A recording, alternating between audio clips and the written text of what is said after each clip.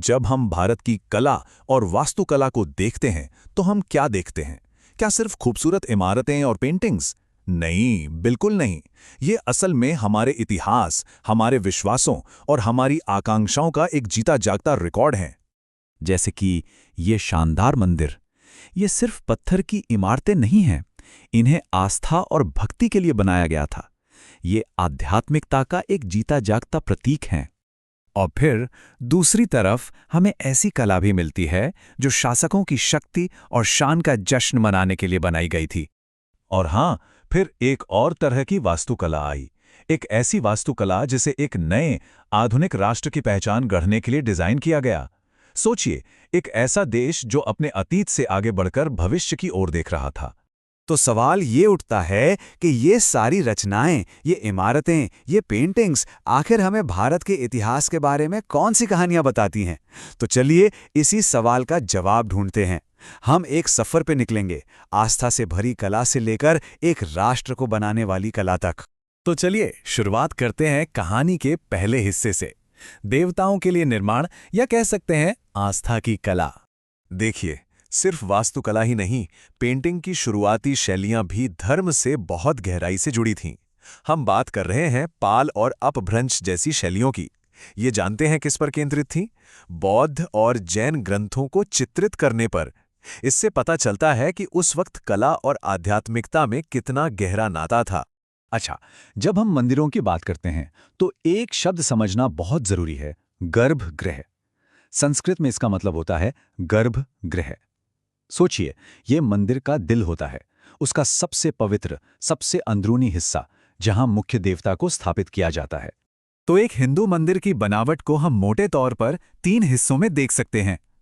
सबसे पहले वो पवित्र गर्भगृह, फिर मंडप यानी वो हॉल जहां भक्त इकट्ठा होते हैं, और आखिर में आसमान को छूता हुआ शिखर या विमान।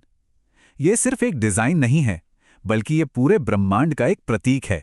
तो ये तो हुई आस्था की बात। अब कहानी को थोड़ा आगे बढ़ाते हैं और धर्म से दरबार की तरफ चलते हैं। अब हम देखेंगे कि कैसे कला शाही शान शौकत का हिस्सा बनी। मुगल साम्राज्य के आने के साथ कला की दुनिया में एक बहुत बड़ा, मतलब एक ड्रामेटिक शिफ्ट आया।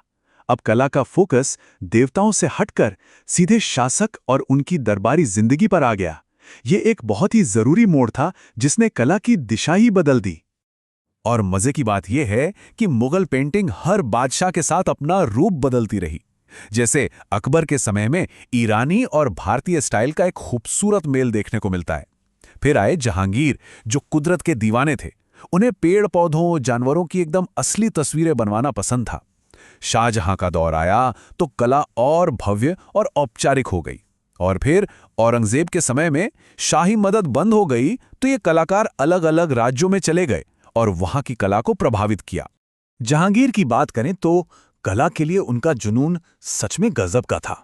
कहते हैं कि वो इतने बड़े पारखी थे कि पेंटिंग पर सिर्फ ब्रश की एक लकीर देखकर बता सकते थे कि ये किस आर्टिस्ट ने बनाई है।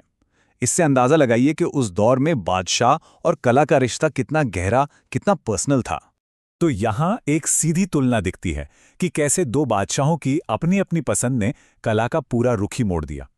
एक तरफ जहांगीर की कला है जिसमें जिंदगी है, कुदरत है, तो दूसरी तरफ शाहजहां की कला जिसमें शाही ताकत और औपचारिकता झलकती है। बिल्कुल अलग है ना? तो आस्था से दरबार तक का सफर हमने देख लिया। अब चलते हैं कहानी के आखिरी पड़ाव पर, एक ऐसा दौर जहां वास्तुकला सिर्फ इमारतें नहीं बल्कि राजनीतिक शक्ति और एक राष्ट्र की पहचान का ऐलान बन गई। ब्रिटिश राज के दौरान वास्तुकला सत्ता का एक जबरदस्त जरिया बन गई। अंग्रेजों ने एक नई स्टाइल अपनाई जिसे इंडो सारासेनिक कहा जाता है। इसमें उन्होंने भारतीय डिजाइन को अपनी भव्य यूरोपीय इमारतों के साथ मिला दिया। और ऐसा क्यों किया? अपनी शाही ताकत दिखाने के लिए। ये जो दो विजन है, इनमें जमीन आसमान का फर्क है। एक तरफ ब्रिटिश इंडो सारासेनिक स्टाइल जिसका मकसद था शाही अलंकार दिखाना, और दूसरी तरफ है आज़ादी के बाद का मॉडर्न स्टाइल जो फंक्शनल होने और आत्मनिर्भरता पर जोर देता था। सोचिए, एक ही देश की वास्तुकला में दो बिल्कुल अलग अलग सोच।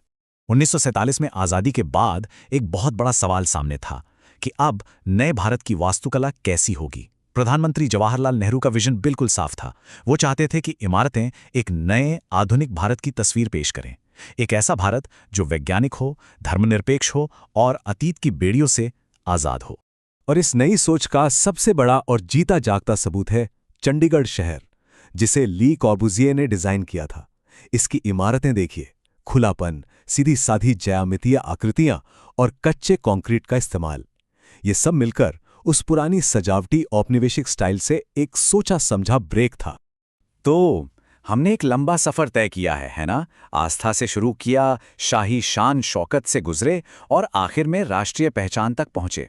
चलिए अब इन सबको एक साथ रखकर देखते हैं कि ये विरासत हमें क्या सिखाती है।